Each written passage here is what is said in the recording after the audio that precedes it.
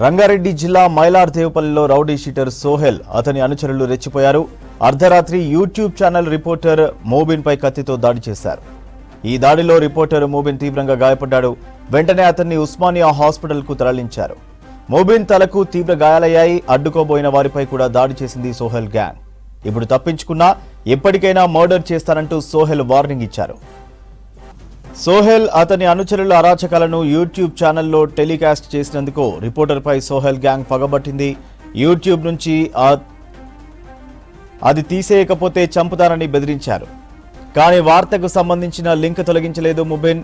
దీంతో మోబిన్ పై కత్తులతో దాడి చేశారు. రౌడీ షీటర్ సోహెల్ పై చర్యలు తీసుకోవాలంటూ డిమాండ్ చేస్తున్నాడు బాధితుడు రిపోర్టర్ మోబిన్. అతనికి జర్నలిస్టు సంఘాలు మద్దతు పలికాయి. దాడి ఘటనపై బాధితుడు మోబిన్ ఫిర్యాదు చేశాడు. కేసు నమోదు చేసి దర్యాప్తు చేస్తున్నారు మైలార్దేవపల్లి పోలీసులు. రంగారెడ్డి జిల్లా మైలార్దేవపల్లిలో రౌడీ షీటర్ సోహెల్ అతని అనుచరులు రెచ్చిపోయారు. అర్ధరాత్రి యూట్యూబ్ ఛానల్ రిపోర్టర్ మోబిన్ పై కత్తితో దాడి చేశారు. ఈ దాడిలో రిపోర్టర్ మోబిన్ తీవ్రంగా గాయపడ్డాడు. వెంటనే అతన్ని ఉస్మానియా హాస్పిటల్ కు తరలించారు. మోబిన్ తలకు తీవ్ర గాయాలయ్యాయి. అడ్డుకోపోయిన వారిపై కూడా దాడి చేసింది సోహెల్ గ్యాంగ్. ఇప్పుడు తప్పించుకున్నా ఎప్పటికైనా మర్డర్ చేస్తారంటూ సోహెల్ వార్నింగ్ ఇచ్చాడు.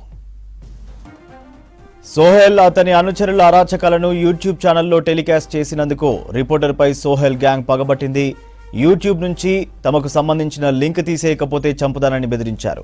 కానీ వార్తకు సంబంధించిన లింక్ తొలగించలేదు మోబిన్. దీంతో మోబిన్ పై కత్తులతో దాడి చేశారు. రౌడీ షీటర్ సోహెల్ పై చర్యలు తీసుకోవాలంటూ డిమాండ్ చేస్తున్నాడు బాధితుడి రిపోర్ట్ మోబిన్. అతనికి జర్నలిస్టు సంఘాలు మద్దతు పలికాయి. దాడి ఘటనపై బాధితుడు మోబిన్ ఫిర్యాదు చేశాడు. కేసు నమోదు చేసి దర్యాప్తు చేస్తున్నారు మైలార్దేవపల్లి పోలీసులు.